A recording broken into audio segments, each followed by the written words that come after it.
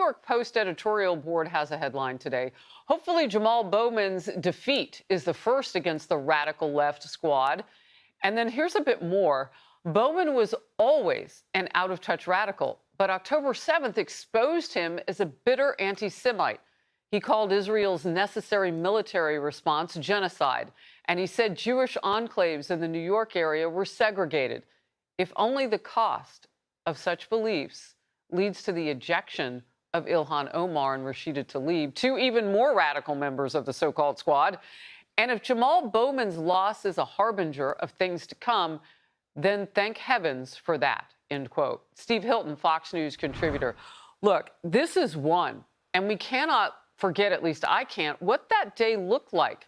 That profanity-laced, and then, you know, the big cry for a ceasefire for the Palestinians, and what my guest yesterday, Gianno Caldwell, said, the Hamas vote. Exactly.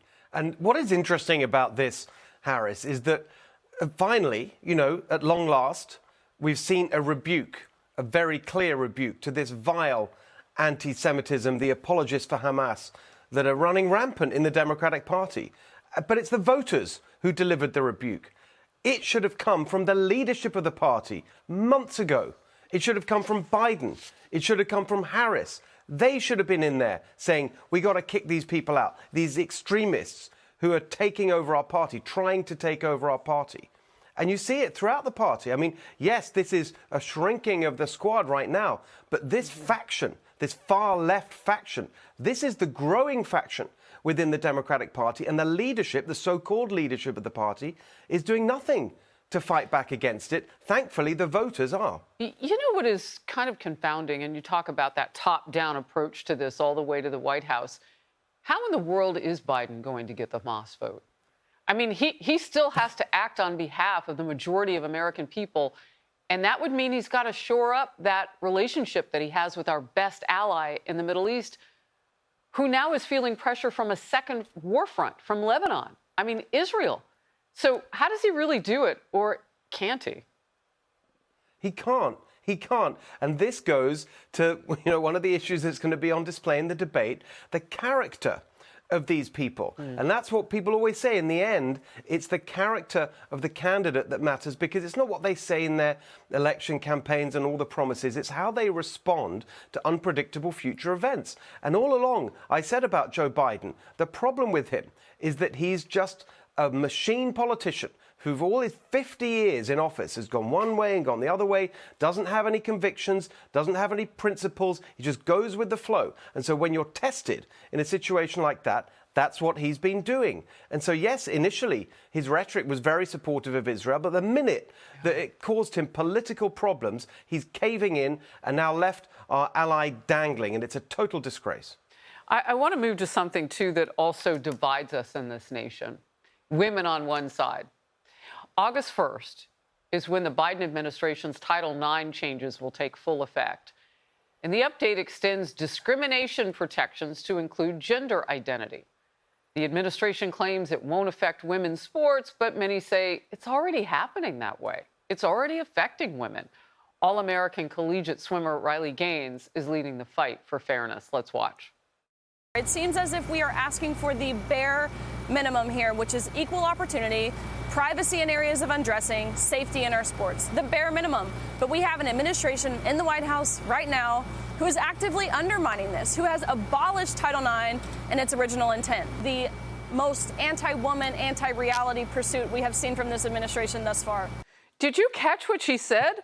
Simple things are being requested and want the need for respect. Privacy in areas of undressing. Women in front of biological men in locker rooms.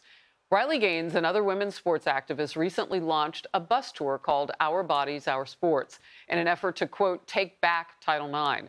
This shows exactly what they're up against. Vandals trashed their bus, painted it with vulgar language and hate-filled messages. Legendary college football coach Lou Holtz recently weighed in, saying, I was happy when Title IX came out, but here we are many years later, and now we can't even ensure women competing against women. It's crazy. Steve, you know that the left likes to preach about how it really is the bright, shining, light on a hill for women. What is this? Exactly. I mean, well, first of all, it's insane. I mean, if you'd have told people, even 5 years ago, that you'd be having this conversation, that this gender extremism would be mainstream in the Democratic Party, people would have just laughed. And again, it goes to the weakness within the top of the Democratic Party, that they're not standing up to this insanity. It is completely ridiculous. And exactly as you say, it shows how hollow their promises are. All that language, endless language about women and your body, your choice, and all the rest of it, they're basically their only issue in the general election, abortion, trying to pretend that they're the party, the champion of women. But actually, this shows who's really in charge in the Democratic Party, because the extremists, the gender extremists, they drown out what the normal vast majority of people, even Democrats, would think about this. And it shows that they pander to the extremes. They won't stand up to them. And in effect, what you've got now from the Democratic Party is a war on women. Well, the Democrat Party did manage to bring a group of women together as far as athletes. Martina Navratilova and other LGBT members of that community are saying, we're on the women's side. We absolutely see the difference between women in sports, and they're the best in what they did. I mean, look at Martina. So they're part of this movement along with Riley Gaines right now. It will be interesting to see what happens as we move into really the downstretch the last few days before this presidential election. Steve, thank you so very much for being in focus. Hey, everyone. I'm Emily Campagno. Catch me and my co-hosts Harris Faulkner and Kaylee McEnany on Outnumbered every weekday at 12 p.m. Eastern, or set your DVR. Also, don't forget to subscribe to the Fox News YouTube page for daily highlights.